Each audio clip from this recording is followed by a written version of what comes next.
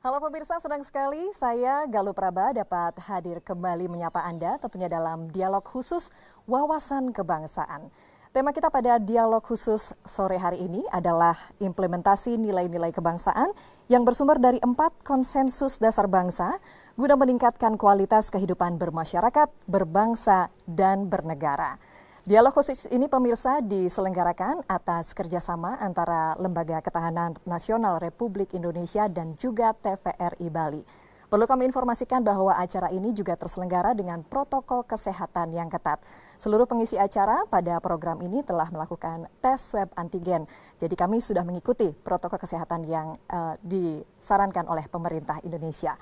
Kami akan menyapa terlebih dahulu para undangan yang sudah hadir langsung di Studio 1 TVRI Bali. Yang terhormat Wakil Gubernur Lemhanas Republik Indonesia. Boleh tepuk tangan dulu hadirin sekalian di studio. Kami sapa pula Bapak Wakil Gubernur Provinsi Bali, Bapak Cho Aceh. Selamat datang Bapak. Serta Ketua Forum Kerukunan Umat Beragama Provinsi Bali, Ratu. Selamat datang. Silakan tepuk tangan Bapak Ibu. Dan juga undangan yang sudah hadir di studio TVRI Bali. Sangat senang kami dapat menyapa karena ini suasana yang sangat berbeda, dialog yang berbeda jika biasanya saya hanya berbincang dengan narasumber namun juga dihadiri langsung oleh para undangan di studio kami. Sebelum kita memulai acara kita yakni berbincang bersama dengan para narasumber, kita akan bersama-sama menyanyikan lagu kebangsaan Indonesia Raya. Untuk itu hadirin di studio kami silakan untuk berdiri.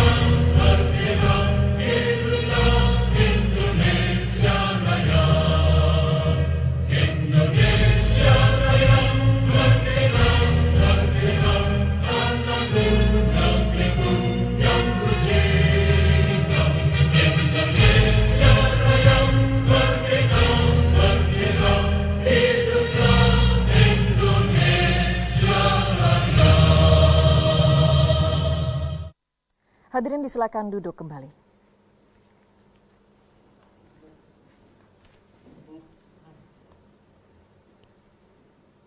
Baiklah pemirsa, tak perlu berlama-lama lagi, saya akan mengundang ketiga narasumber untuk hadir bersama saya di atas panggung. Untuk itu saya akan panggilkan yang pertama, yang terhormat Bapak Wakil Gubernur Lembaga Ketahanan Nasional Republik Indonesia, Bapak Wiko Sofyan. Silakan Bapak.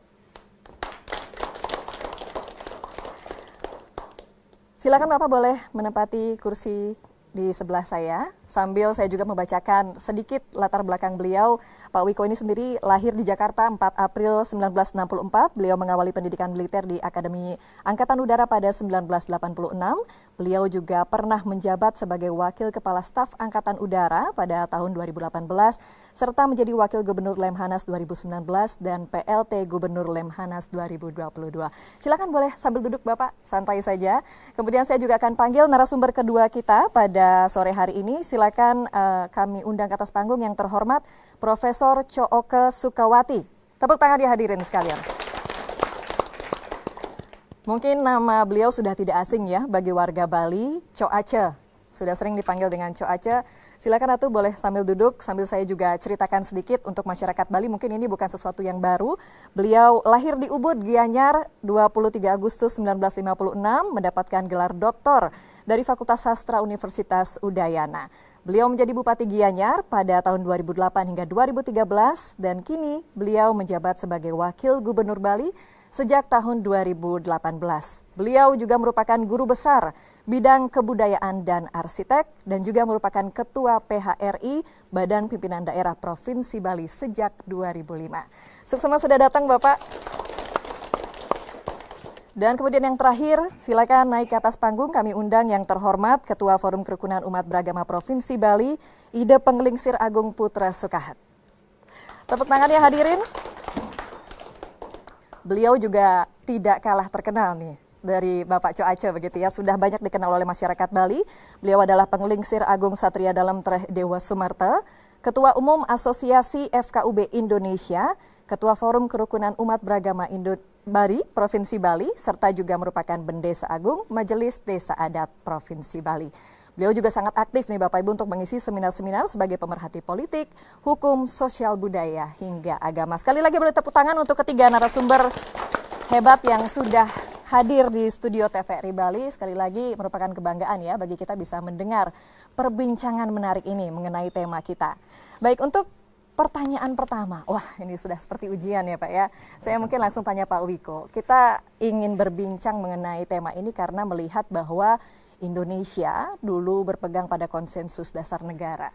Sedangkan kita sudah berusia cukup lama dan tentu saja ada banyak sekali perubahan, ada banyak sekali tantangan dan gempuran dari luar begitu Pak, yang kita hadapi bersama. Bagi Bapak sendiri, konsensus dasar bangsa ini apakah sebetulnya masih dipegang teguh oleh masyarakat Indonesia, Pak? Baik, terima kasih. Sebelumnya saya ingin menyapa seluruh masyarakat Bali. Saya mengucapkan terima kasih. Salam hormat dari Bapak Gubernur Lemhanas RI yang baru dilantik oleh Bapak Presiden di awal bulan kemarin, Bapak Andi Wijayanto. Terkait apa yang disampaikan oleh Mbak Galuh, bahwa di tahun ini, tadi sudah disebutkan bahwa kita akan menyambut Hari Kemerdekaan Republik Indonesia ke-77. Betul. Saya kira itu waktu yang tidak singkat, cukup lama, dan sudah cukup banyak dinamika yang berjalan sejauh ini. Dan para pendiri bangsa ini telah bersepakat bahwa pedoman daripada negara Republik Indonesia adalah Pancasila, Undang-Undang Dasar 1945, Negara Kesatuan Republik Indonesia, dan Sesanti Bhinneka Tunggal Ika. Keempat tersebut kita nyatakan sebagai empat konsensus dasar. Kalau dilihat dari perkembangan saat ini, memang kita masih memiliki banyak pekerjaan rumah yang menjadi tantangan bagi kita bersama. Namun kita harus yakin bahwa kerjasama antara pemerintah dan masyarakat, kita akan dapat melalui itu semuanya.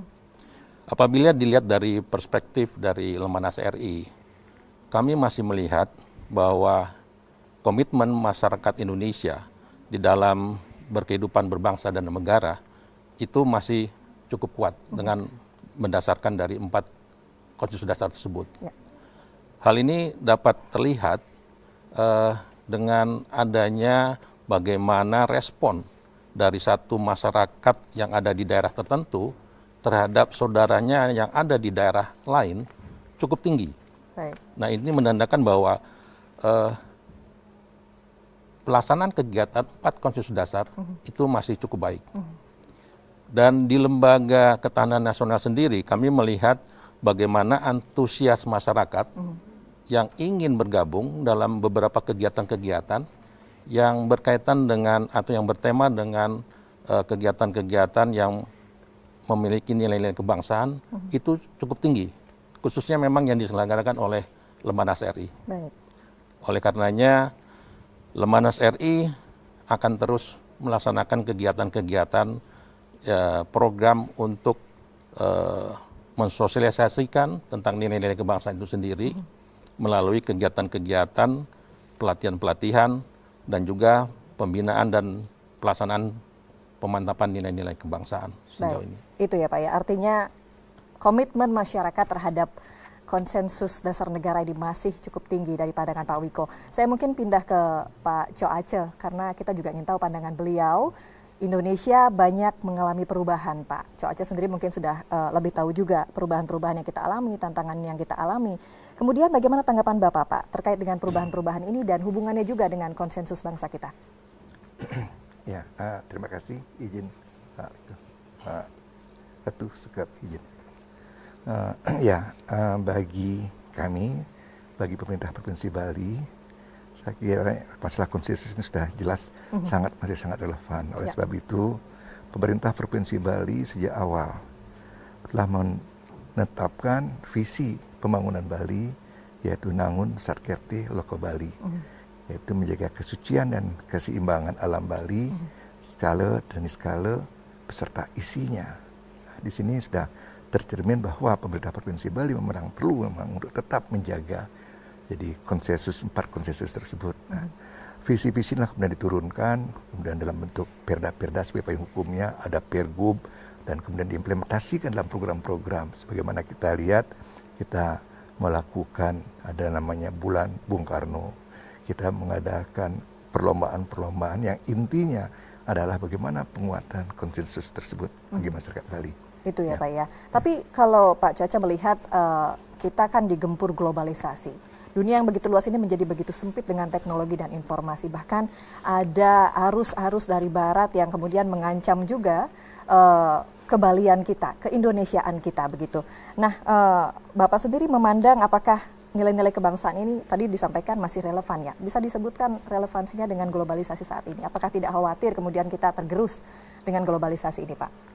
Ya, justru itu kita melakukan upaya-upaya keluar, kita melakukan pencegahan, ke dalam kita melakukan penguatan antara lain kegiatan-kegiatan pemerintah Provinsi Bali yang kami sampaikan tadi, khususnya kepada generasi-generasi muda, penguatan-penguatan tersebut kita lakukan. Nah, demikian juga keluar bagaimana kita menangkal pengaruh-pengaruh asing, terutama dalam tanda kutip yang tidak sesuai dengan kultur kita di Indonesia. Ini terus kita lakukan sesuai dengan konteks-konteks kekiniannya, karena setiap periode, setiap generasi mempunyai cara-cara untuk mengatasi tersebut. Tapi kita tetap dalam koridor 4 konsensus tersebut. 4 konsensus tersebut. Ratu mungkin punya pandangan yang berbeda terkait dengan relevansi 4 konsensus dasar negara kita dan juga globalisasi saat ini, Ratu. Ya nggak berbeda sih. Wah. Ya nggak berbeda, tetapi Ratu tambahin. Tambahin, silakan. Iya, tambahin. Jadi Galuh, para hadirin dan pemirsa TVRI. Jadi yang paling penting ya bagi kita semua, apakah relevan sekarang masih kewawasan kebangsaan itu? Jadi negara kita, negara yang sudah diketahui paling majemuk di dunia. Ya. Ada 17.000 lebih pulau. Kemudian 714 kalau tidak salah suku bangsa. Ada 6 agama besar. Aliran kepercayaan. Berbagai budaya, berbagai tradisi, adat yang berbeda. Tetapi itu adalah kekayaan. Ya. Kalau kemudian salah memanage, itu bisa menjadi juga malapetaka. Nah, Indonesia dengan kekayaan alamnya yang besar sekali dan kemudian penduduknya yang besar, kekayaan lautnya juga yang besar, itu berpotensi tidak saja menjadi macannya Asia tetapi singanya dunia. Luar biasa. Sejak awal, sejak kemerdekaan kita. Nah, mengapa kemudian kita bisa selamat dengan berbagai perbedaan-perbedaan itu, beragaman itu? Itu tiada lain adalah, ini sejak kemerdekaan saja, sejak kemerdekaan.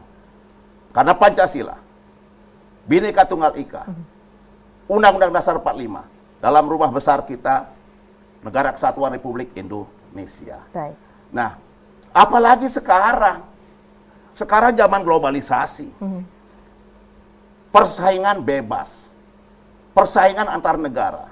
Kemudian era disrupsi, era perubahan besar dengan teknologi yang kira-kira ya kalau Ratu berlebihan, lebih banyak negatifnya daripada positifnya. Wah, ini dia. Ya, lebih banyak negatifnya dari positifnya. Kalau kemudian kita tidak hati-hati memanage itu. Betul. Ya, tapi kalau kita bisa memanage dengan baik, positifnya yang diambil itu akan menjadi selamat. Jadi disinilah sekarang letaknya bahwa wawasan kebangsaan itu akan selalu memberikan selamat, menyelamatkan bangsa kita. Persatuan kita dari Sabang sampai Merauke, Miangas sampai Rote, negara bentuk kesatuan kita, ya, budaya kita, agama kita, adat kita, tradisi kita, dreste Bali kita, itu diselamatkan, dilindungi oleh Pancasila, Bhinneka Tunggal Ika, Undang-Undang Dasar 45, rubah besar kita, Negara Kesatuan Republik Indonesia. Artinya ini itulah wawasan kebangsaan yang memang sangat relevan, ya, lebih relevan pada saat sekarang ini daripada yang dulu. Dulu tantangannya tidak sebesar ini. Tantangannya tidak sebesar ini. Baik. Artinya wawasan kebangsaan ini atau 4 yang tadi disebutkan oleh Ratu ini adalah pelindung kita sesungguhnya dari kita berdiri, ya. Sayang sekali kita harus jeda sejenak, Bapak-bapak dan juga para penonton di studio. Kita akan kembali untuk memperbincangkan tema kita pada malam hari ini. Untuk itu jangan kemana-mana, kami akan segera kembali usai jeda berikut ini.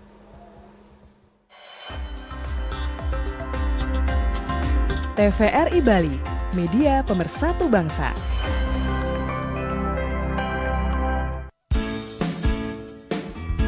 Ingat-ingat pesan ibu, ayo pakai maskermu.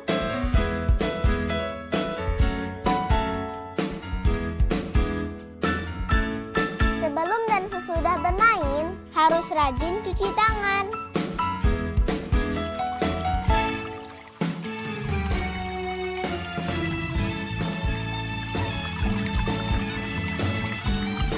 Harus jaga jarak dan menjauhi keramaian.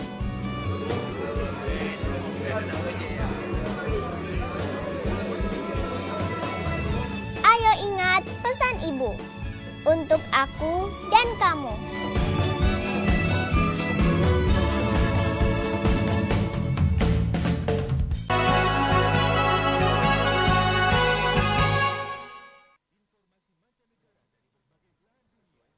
Presiden nomor 67 tahun 2006 dan Peraturan Presiden nomor 98 tahun 2016 dengan berpedoman pada 11 prinsip pembaharuan diadakan revitalisasi dan restrukturisasi Lemhanas. Langkah ini dilakukan guna mendukung visi Lemhanas, yakni menjadi lembaga yang berkualitas, kredibel, dan berkelas dunia dalam bidang ketahanan nasional. Lemhanas melaksanakan 3 misi, yaitu mewujudkan kader pimpinan tingkat nasional yang berdaya saing, berkarakter kebangsaan, demokratis, dan mampu berperan dalam pergaulan dunia internasional melalui pendidikan. Memberikan masukan pemerintah dalam pengambilan kebijakan internasional, regional, dan nasional melalui pengkajian strategis. Mewujudkan komponen bangsa yang berkarakter kebangsaan sesuai 4 konsensus dasar bangsa melalui pemantapan nilai-nilai kebangsaan.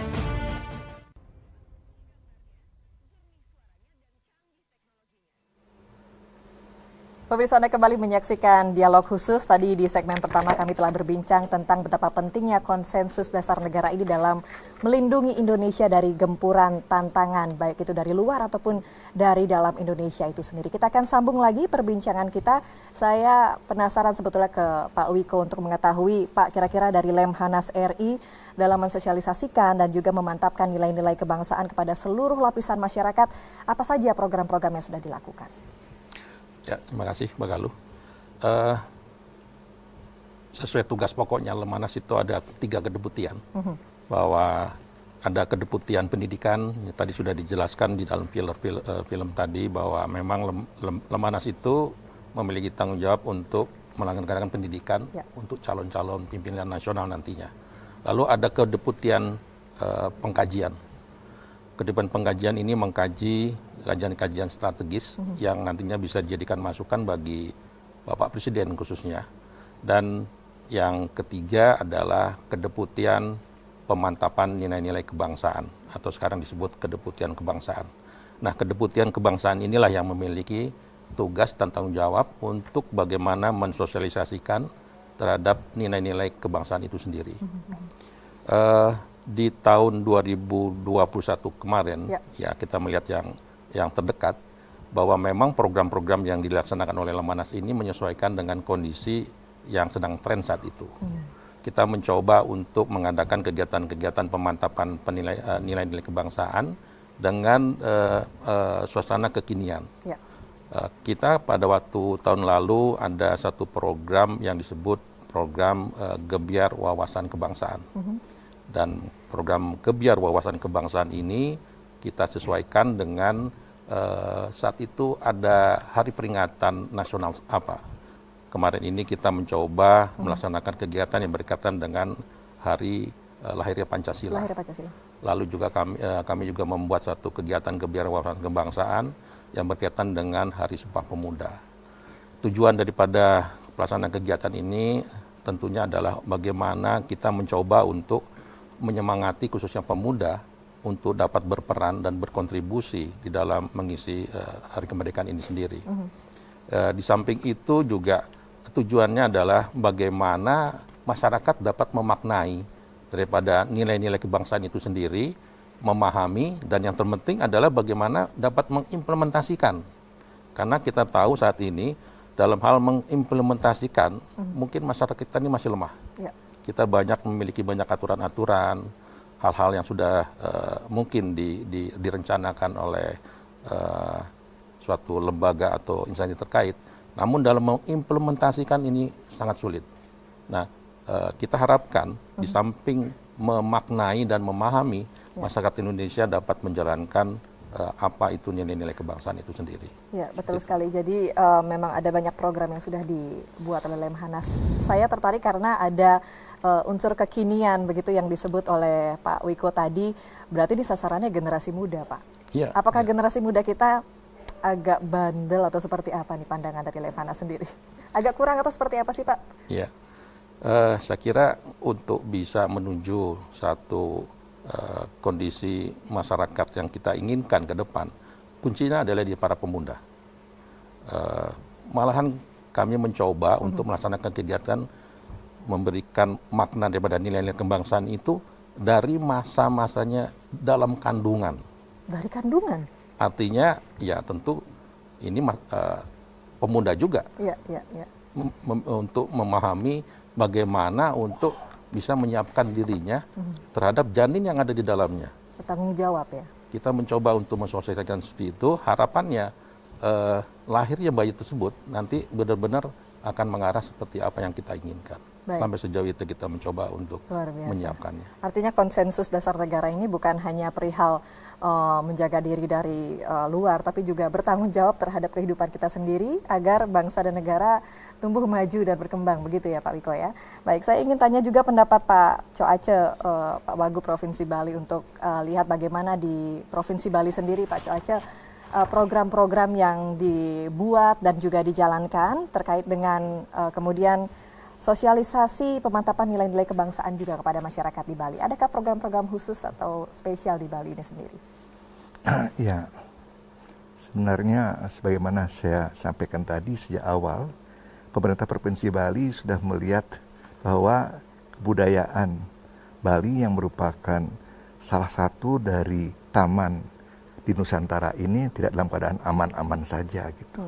Artinya sebagaimana yang sampaikan tadi, globalisasi dan lain sebagainya ini menjadikan ancaman bagi kita. Oleh sebab itu visi yang disampaikan tadi Nangun Satketi Loka Bali adalah bagaimana kita melindungi aset bangsa ini agar tetap terjaga dengan baik tapi tidak meninggalkan, tidak digilas oleh kemajuan zaman.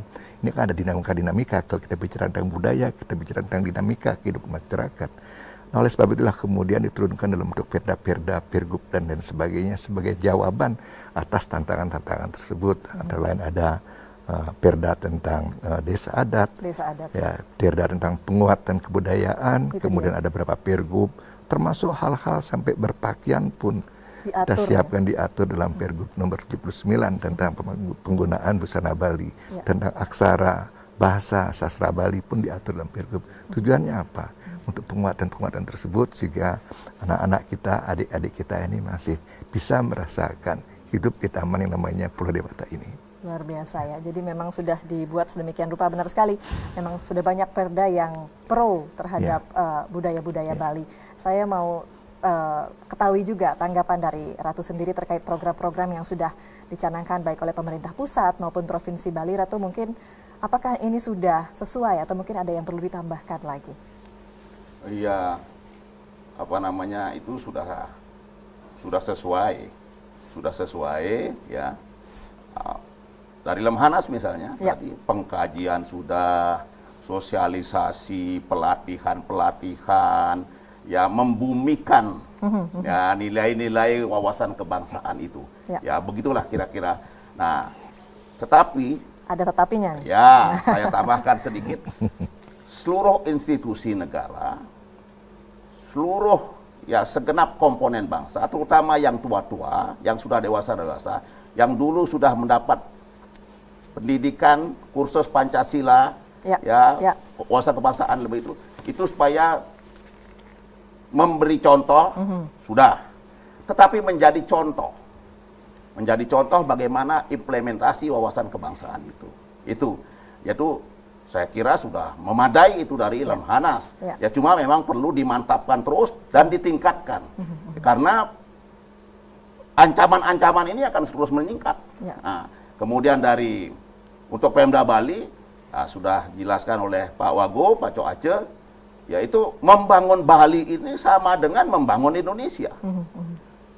Indonesia tanpa Bali bukan Indonesia. Bali tanpa Indonesia bukan Bali. Betul. Ya, bukan Bali. Nah, ini Nangun Sakyati Loka Bali itu sudah komprehensif. Ya, menuju Bali era baru, Bali yang keindonesiaan, Bali yang berbudaya. Ya, Bali yang akhirnya menciptakan kebahagiaan skala di skala, baik di dalam lahir maupun batin. Ya. Nah, ini semuanya adalah implementasi dari Pancasila, Bhinneka Tunggal Ika, ya, menjaga kebudayaan, menjaga tata beragama kita, menjaga upacara kita, menjaga tradisi kita, menjaga keindahan kita, memajukan pariwisata kita. Ya. Itu implementasi Pancasila, Bhinneka Tunggal Ika. Juga sebenarnya di dalam kerangka Negara Kesatuan Republik Indonesia. Nangun Sakyati Loka Bali itu kalau dijelaskan itu sudah implementasi 4 konsensus dasar bernegara. Baik. Jadi Bali itu sangat teguh memegang komitmen konsensus. Konsensus itu perjanjian. Perjanjian itu dari Sabang sampai Merauke itu negara kesatuan Republik Indonesia, Pancasila, ya.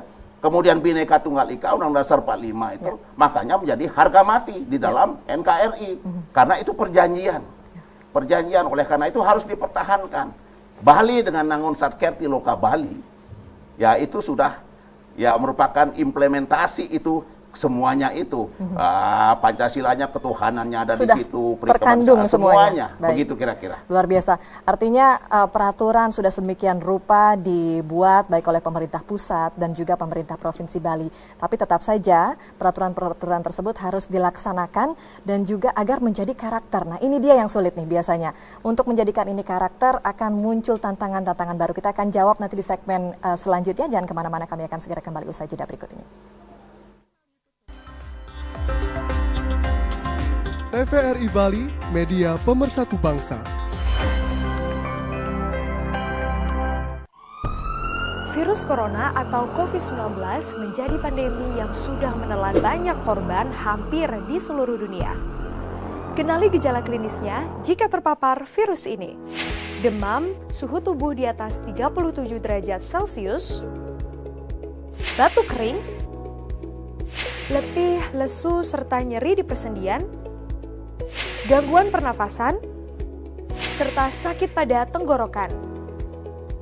Ayo lakukan langkah mudah guna mencegah virus ini. Rajin mencuci tangan menggunakan sabun atau cairan antiseptik. Gunakan masker saat keluar rumah. Selalu jaga jarak jika berada di keramaian. Eits, jangan lupa rajin berolahraga serta makan makanan yang bergizi untuk meningkatkan imun tubuh kita. Mudah kan?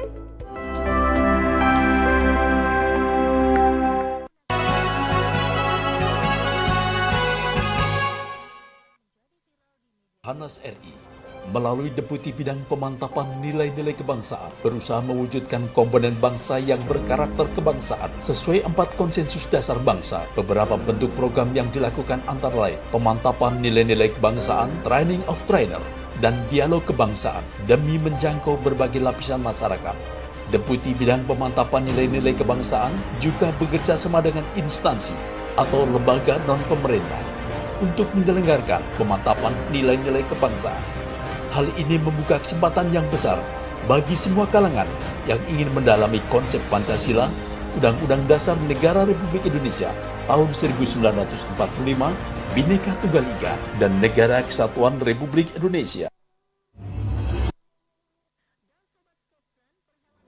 Pemirsa, era disrupsi atau era pembaruan ini tentunya banyak sekali tantangan seperti yang kita sudah perbincangkan sejak segmen pertama.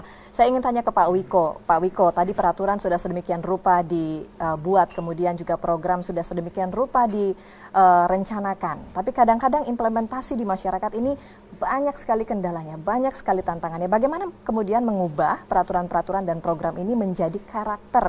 Jadi tanpa disuruh lagi pun mereka sudah tahu bahwa itu adalah akar kehidupan mereka sesungguhnya. Seperti apa, Pak? Iya, terima kasih Mbak Galuh. Saat ini memang ada satu kata yang memang menjadi tren, yaitu disrupsi. Ya. Disrupsi ini saya kira memang kita harus pahami bersama, seluruh masyarakat harus mengerti disrupsi itu apa. Ini baru tergenang belakang-belakangan ini. Disrupsi ini sebenarnya memang satu bentuk yang mau tidak mau harus kita hadapi. Karena disrupsi ini memang merubah tatanan landscape yang sudah ada sampai dengan sedemikian rupa. Dan ini masa sekarang dengan adanya masa pandemi COVID-19, sehingga ini sebenarnya menjadi satu tantangan khususnya masyarakat Indonesia untuk menjalankan revolusi industri 4.0. Sebenarnya sekarang sudah masuk di dunia 5.0. Iya, betul. Nah, dengan adanya pandemi ini kita tertantang untuk memanfaatkan perkembangan teknologi, terutama dunia globalisasi tentang perkembangan informasi. Ini kita kondisi yang menjadikan kita menjalankan apa yang sudah menjadi satu kondisi, yaitu 4.0 itu sendiri. Betul. Nah, kalau kita tidak memanfaatkan dengan sebaik-baiknya, yang ada tentunya kita bisa tertinggal oleh beberapa negara yang sudah maju menghadapi kondisi tersebut. Oleh karenanya kondisi ini memang seharusnya kita benar-benar memanfaatkan sehingga akan menjadikan satu kondisi yang lebih baik. Saya melihat bahwa sejauh ini mungkin dengan adanya pandemi ini menjadi tantangan buat kita untuk memanfaatkan bagaimana perkembangan teknologi itu sendiri. Pertama, kita tentu harus siap dengan sumber daya manusianya. Ya. Ini harus diperhatikan benar-benar bagaimana sumber daya manusia Indonesia mampu untuk mengimbangi perkembangan teknologi yang ada. Kedua, kita harus mampu untuk melengkapi sarana prasarana pendukung. Saat ini untuk menginformasikan sesuatu itu dapat kita lakukan secara masif, sampai ke pelosok-pelosok. Kita memungkinkan untuk itu. Kalau kita tidak memanfaatkan itu, tidak menyiapkan sarana prasarana, tidak menyiapkan sumber daya manusianya, ini akan sia-sia. Yang seharusnya kita bisa menyikapi suatu keadaan dalam waktu seminggu 2 minggu, namun karena sumber daya manusia tidak siap, karena sarana prasarana penduduk tidak siap, di negara berkembang bisa melakukan dalam waktu seminggu 2 minggu, akhirnya kita harus melakukan sampai berbulan-bulan. Oleh karenanya ini memang menjadi pembelajaran kita bersama untuk memanfaatkan bagaimana kondisi yang ada saat ini. Oke, ini teknologi bagaikan pisau ya, jadi bisa negatif, bisa positif. Seperti yang disampaikan Pak Wiko tadi bahwa ini sebetulnya bisa membantu kita untuk menyebarkan informasi dengan begitu cepat dan masif. Tapi justru kadang disalahgunakan ya Pak ya. yang disebarkan adalah informasi-informasi negatif. Saya yakin Pak Wiko juga tidak asing dengan hoax ini sendiri, atau bahkan di Lemhanas juga sudah sering kena hoax ya Pak ya. Nah, ini bagaimana Pak? Ini sebetulnya adalah masalah yang sangat pelik loh kalau kita telusuri bersama begitu. Ya, baik.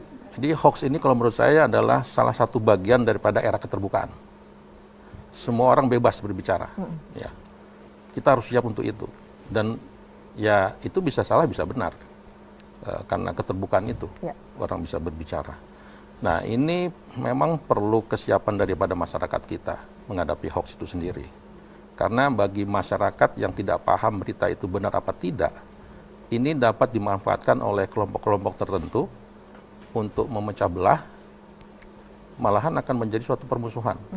Ini banyak pengalaman yang kita sudah lalui, kondisi seperti itu. Dengan perkembangan teknologi, banyak perbedaan pendapat yang begitu mudah dilemparkan kepada masyarakat.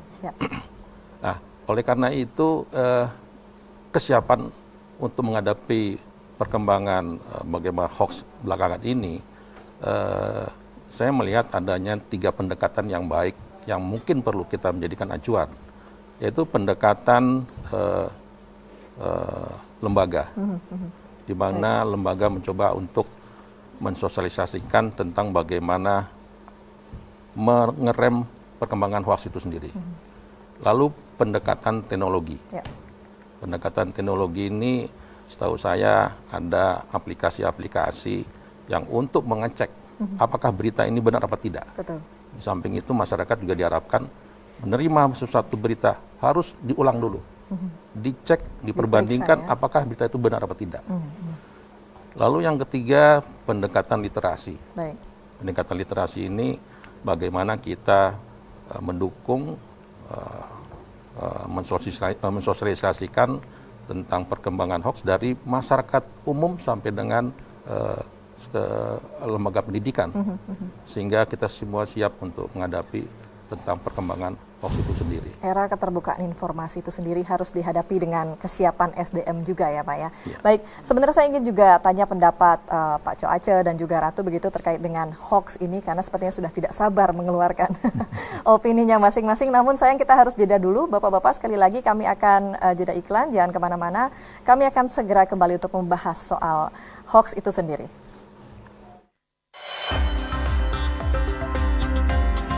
TVRI Bali, media pemersatu bangsa. Ada rencana apa hari ini? Hari ini rencanaku yang nonton TV sepuasnya. Ganggu aja nih, lagi asik-asik dalam juga. TV analog, gambar dan suaranya gak jelas. Ini dia. Sudah saatnya kita nonton TV digital. Gambar dan suaranya mantap.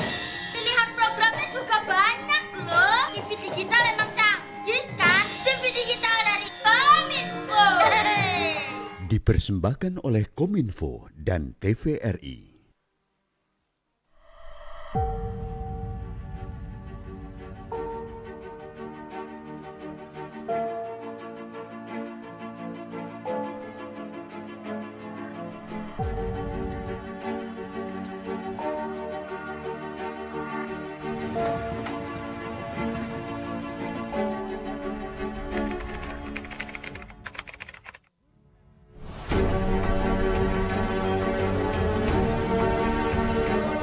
Indonesia bangkit.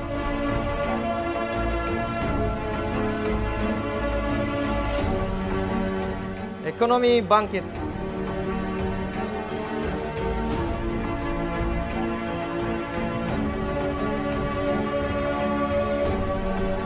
Bangkit dari pandemi, satukan negeri.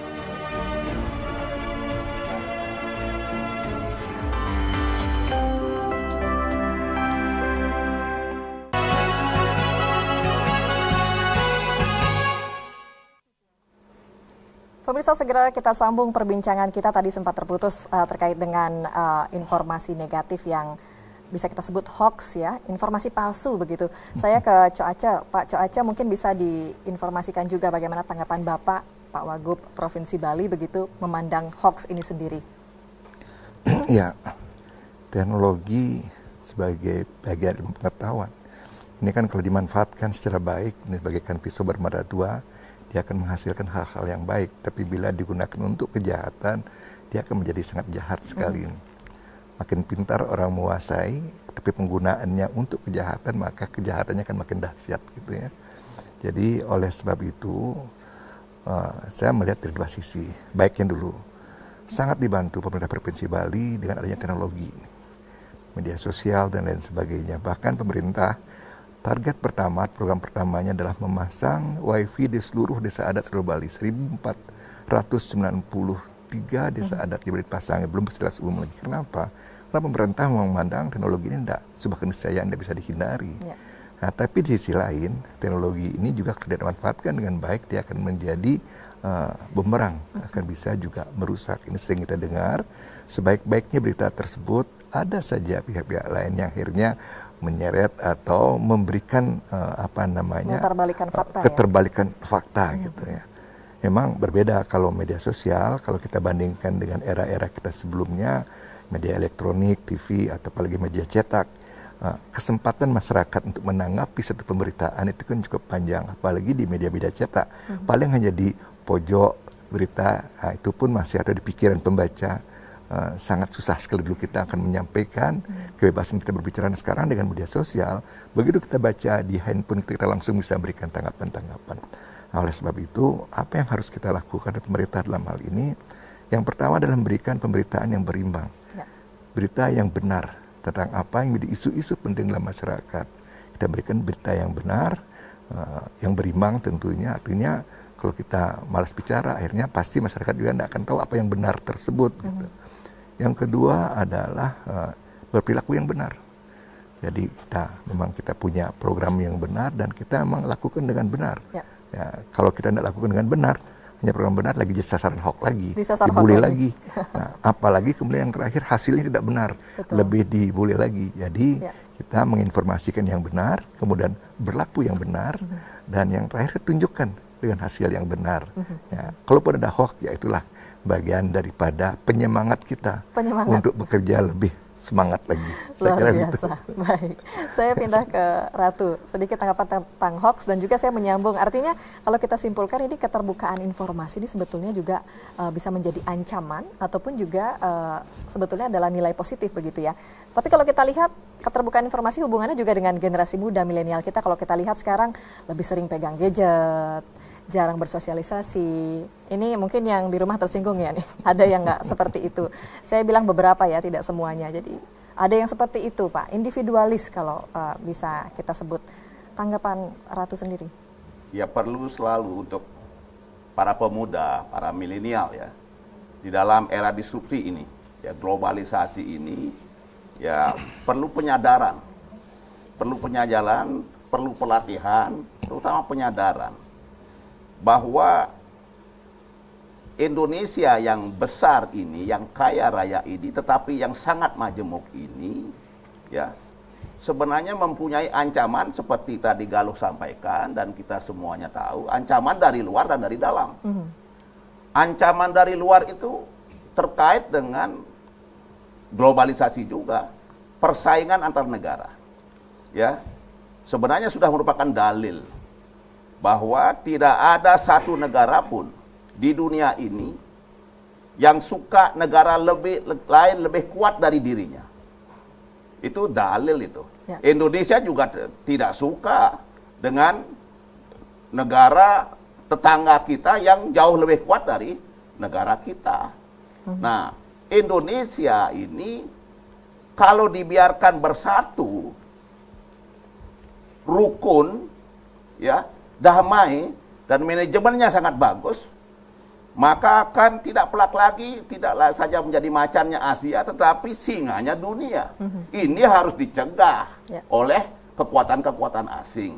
Kemudian sering berkolaborasi dengan kelompok radikal, yang walaupun jumlahnya segelintir, kelompoknya segelintir, tetapi kalau dibiarkan terus, ini berbahaya. Kelompok radikal itu saya definisikan saja bahwa kelompok yang sampai saat ini masih keblinger, tidak mau menerima 4 konsensus dasar bernegara ini, tidak terutama Pancasila, Bhinneka Tunggal Ika, itu NKRI juga tidak diterima yang seperti majemuk seperti ini. Undang-Undang Dasar 45 juga akhirnya harus dirubah juga begitu. Harus di pembukaannya juga harus diganti, kan seperti itu. Nah, ini berkolaborasi dan ini ya kita jadi pemuda-pemuda kaum milenial mesti sadar bahwa bangsa Indonesia keselamatannya sangat bergantung jadi termasuk kepada pemuda-pemuda yang menjadi pewaris nanti, ya kaum milenial yang menjadi pewaris nanti akan meneruskan itu bergantung sekali dengan 4 konsensus dasar ini. Pancasila, Bhinneka Tunggal Ika, Undang-Undang Dasar 45, NKRI yang utuh dari Sabang sampai Merauke, Miangas sampai Rote ini. Oleh karena itu, maka sekarang ancaman itu memakai IT. Memecah belah bangsa Indonesia, memecah belah antar agama, memecah belah antar suku bangsa, menciptakan separatisme misalnya. Itu memakai IT. Nah, kemudian berita-berita hoax, provokasi. Nah, ini yang paling penting harus disadari oleh pemuda milenial kita bahwa nasib bangsa nanti ada di tangan kalian semua. Kita-kita yang sudah tua-tua ini sebentar lagi selesai. Selesai, ya. Tapi sekarang mumpung masih ada waktu, kita sosialisasikan, kita bumikan, kita latih, kita darah dagingkan itu Pancasila, Bhinneka Tunggal Ika, ya. NKRI, Undang-Undang Dasar 45 itu ke dalam darah dagingnya para pemuda milenial kita. Kalau tidak begitu, nanti mereka individualis, kemudian tidak sosial, kemudian tidak peduli dengan nasib bangsanya terutama. Jadi kehidupan bermasyarakat, berbangsa dan bernegara itu ditinggalkan. Jadi enjoy dengan IT-nya, enjoy dengan kebebasannya berpendapat. Nah, ini juga di pranata hukum juga perlu tetap ditingkatkan. Jadi supaya hoax itu benar-benar bisa diberantas, jadi di samping juga ideologi, juga penegakan hukumnya dan pranata hukumnya juga terus harus ditingkatkan supaya jangan ketinggalan dengan kemajuan teknologi itu, kira-kira begitu. Kurang lebih seperti itu. Luar biasa memang kalau kita menelisik begitu banyak sekali sebetulnya tantangan Indonesia, bukan hanya keterbukaan informasi itu sendiri. Tadi disampaikan ada radikalisme, separatisme juga yang sebetulnya mengancam kita ya Pak Wiko ya. Pak Wiko, saya ingin di menit-menit terakhir perbincangan kita ini ingin juga kemudian mengetahui pandangan Bapak. Kita juga berperang dengan narkoba, Pak. Gaya hidup bebas, kemudian juga masyarakat yang mungkin merendahkan nilai-nilai dan norma kita di masyarakat. Sekali lagi, apa kemudian yang pandangan Bapak untuk kita semua agar masyarakat atau generasi muda utamanya sadar dan kembali bersemangat seperti para pejuang kita dulu ya Pak ya, yang berperang dengan penuh semangat untuk menyelamatkan Indonesia. Sebenarnya kita ini berperang ya Pak ya, berperang dengan hal-hal negatif tersebut. Tanggapannya Pak Wiko? Baik, terima kasih. Saya tertarik apa yang disampaikan oleh Ratu tadi sebelumnya bahwa Bali, Indonesia tanpa Bali itu bukan Indonesia. Bali tanpa Indonesia bukan Bali. Saya setuju sekali karena saya lihat Bali ini merupakan satu barometer juga bagi masyarakat Indonesia karena Bali ini tempat kunjungan para wisata. Inilah yang menjadi tantangan bagi masyarakat Bali bagaimana untuk bisa tetap memegang teguh karakter budaya yang memang telah dimiliki sebelumnya. Dengan masuknya masyarakat atau wisatawan dari luar, kalau karakter dan budaya Bali tidak bisa dipegang benar-benar oleh para pemudanya, itu akan tergerus dengan tadi budaya-budaya dari luar yang Galuh sampaikan, masalah narkoba dan lain-lainnya itu. Oleh karenanya saya hanya melihat tadi sudah saya singgung, sebenarnya kita perlu sesuai dengan apa yang tadi dijadikan tujuan daripada kedeputian Tamplai atau kedeputian kebangsaan, bahwa kita perlu harus memahami atau memaknai arti nilai-nilai kebangsaan itu sendiri dan memahaminya, dan yang paling penting adalah mengimplementasikannya. Bagaimana untuk memaknainya itu kita memang pendekatannya harus mengikuti perkembangan. Nggak mungkin kita mengikuti perkembangan yang dulu-dulu dengan pemuda yang ada saat ini. Nah, ini pendekatan-pendekatannya harus diadakan inovasi-inovasi, kreativitas, sehingga para pemuda, masyarakat itu memahami dengan budaya pada saat ini, sehingga akan lebih memungkinkan untuk diimplementasikan. Baik, itu dia. Pak Wagub Provinsi Bali, mungkin bisa disampaikan sedikit pesannya singkat saja untuk masyarakat terkait dengan implementasi nilai-nilai kebangsaan ini, Pak. Ya, saya ingin menyampaikan kepada masyarakat Bali khususnya, marilah kita bersyukur dan berbangga dilahirkan di Indonesia, khususnya di Bali ini. Hanya dengan rasa syukur dan bangga tersebutlah kita kemudian menjaga dan merawat ya nilai-nilai konsensus bangsa tersebut. Kalau kebanggaan itu hilang, maka kita akan sama halnya kita berlayar yang tanpa arah. Kita gampang terombang-ambing oleh paham-paham luar yang tentu tidak sesuai dengan kondisi kita di Indonesia, termasuk di Bali. Saya kira itu yang ingin sampaikan kepada masyarakat saya. Syukurilah dan banggalah kita menjadi orang Indonesia. Syukurilah dan bangga. Ratu, mungkin sedikit saja, satu kalimat kependekan ya. Singkat untuk masyarakat. Jadi kita sedang berpacu dengan waktu. Ya. Apakah kita lebih dulu masuk ke kampus-kampus, ke sekolah, ke kelompok-kelompok pemuda untuk membumikan nilai-nilai 4 konsensus dasar bernegara, terutama Pancasila Bhinneka Tunggal Ika ini. Ya, kalau kita menang, selamat Indonesia. Ya. Kalau kita kalah, bisa bubar Indonesia. Karena ancaman dari luar negeri maupun dari dalam negeri yang disebut kelompok radikal itu semakin juga aktif. Betul. Untuk menghancurkan Indonesia. Ya. Kita sedang berpacu. Oleh karena itu, program Lemhanas, kegiatan Lemhanas, ya malam ini dan kemudian besok mungkin itu sangat bagus untuk membumikan, mendarah dagingkan nilai-nilai wawasan kebangsaan kepada milenial pemuda-pemuda kita. Itu ya Pak ya. Kita berpacu dengan waktu, jangan lupa bersyukur dan tentunya harus mencoba implementasi itu dari Pak Wiko. Saya ucapkan terima kasih Bapak-bapak atas informasi malam ini. Boleh tepuk tangan hadirin di studio. Luar biasa, tidak terasa ini adalah penghujung acara dari dialog khusus kita tentang wawasan kebangsaan pada malam hari ini. Saya ucapkan terima kasih untuk Anda yang telah menyaksikan. Mudah-mudahan kita mendapatkan